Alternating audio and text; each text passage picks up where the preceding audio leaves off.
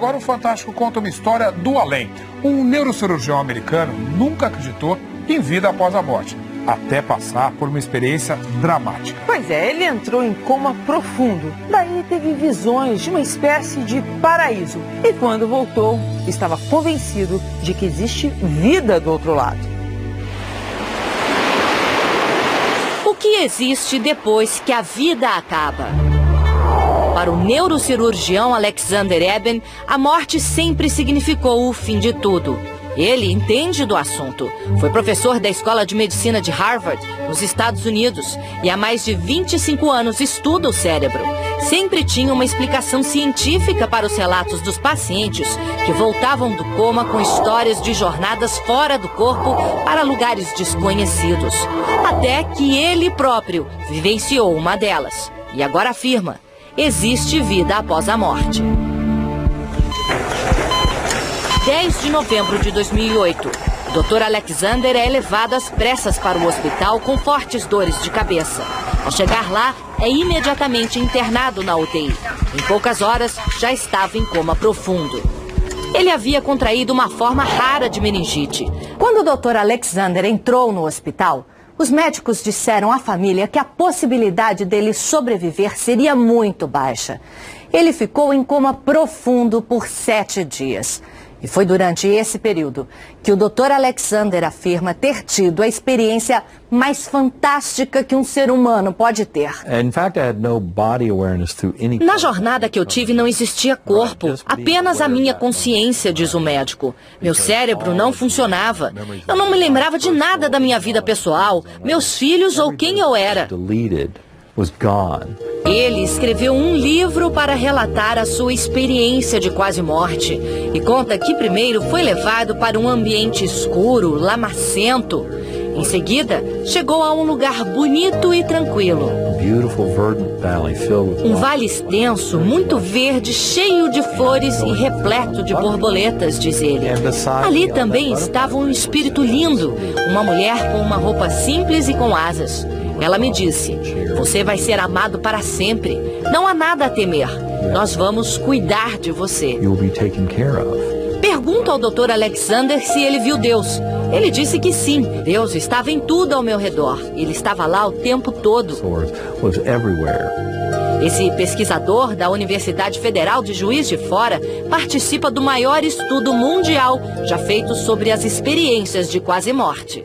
Os estudos mostram que apenas 10%, uma em cada 10 pessoas que tiveram uma ressuscitação bem-sucedida, relatam experiência de quase morte. Os pacientes que vivenciaram uma experiência de quase morte tendem a ter, ao longo do tempo, por exemplo, aumento da satisfação com a vida, tendem a ter diminuição do medo da morte, maior apreciação da espiritualidade, maior apreciação da natureza. A morte é uma transição, não é o fim de tudo, resume o Dr. Alexander. Minha jornada serviu para me mostrar que a consciência nossa existe além do corpo. E ela é muito mais rica fora dele. Isso pode significar que a nossa alma, nosso espírito, seria eterno. No Brasil existem pacientes como o Dr. Alexander. Outro caso aconteceu com a mãe de Vera Tabak, que passou 3 meses em coma. Ela voltou contando uma história incrível. Que ela confessou que tinha estado nesse período de coma, ela se viu como se fosse um quarto de hospital, sempre numa cama, com várias pessoas em volta, de branco, e ela disse que ela tinha feito um acordo, que eles tinham dado mais 20 anos para ela, que ela ia conseguir criar os filhos e depois ela ia embora. E a gente achou aquilo uma história, né? Mas realmente aconteceu. Foi 17 de outubro de 74, quando ela foi para a UTI. E voltou depois de um tempo. Quando passou 20 anos, em 94, em abril ela começou a se sentir mal. 5 horas da manhã, 18 de outubro de 94, ela morreu. Porque ela sempre dizia que na vida só não tinha jeito para a morte, né? E depois que ela voltou, ela disse que até para a morte tinha jeito. O Dr. Alexander diz que por 2 anos tentou achar uma explicação científica para o que aconteceu com ele e com outros pacientes. Queria saber se tudo podia ser uma ilusão produzida de alguma maneira pelo cérebro. E cheguei à conclusão de que não há como explicar. Não foi alucinação, não foi sonho. Mas nem todos concordam. O professor de neurociências da Universidade de Colômbia, Jim Mobbs, diz que é difícil acreditar num desligamento completo do cérebro e que mesmo no caso do Dr. Alexander, outras áreas do cérebro podem ter permanecido ativas, provocando as sensações que ele descreve. O nosso cérebro é muito bom em transformar a realidade. Num acidente, como um trauma na cabeça, os caminhos do cérebro podem ser danificados, mas é possível que ele encontre outras maneiras de identificar os sinais que vêm de fora e criar uma nova experiência, como a da quase morte, por exemplo. Analgésicos fortes e a baixa oxigenação do cérebro durante estados de coma podem explicar que luzes e sons estranhos sejam percebidos pela mente. E a sensação de estar fora do corpo já foi induzida artificialmente em muitas pesquisas. Eu acho que essas experiências de quase morte, na realidade, são uma maneira do cérebro lidar com um trauma.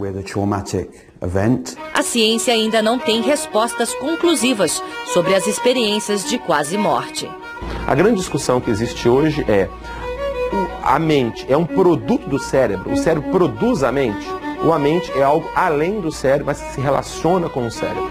Independentemente do que tenha acontecido, diz a esposa do Dr. Alexander, para ela, que ficou ao lado do leito do hospital esperando o marido voltar, o final foi feliz. Quando chegamos em casa e sentamos no sofá, não consegui acreditar que ele estava lá, sentado junto comigo de novo. We were there sitting on the sofa together.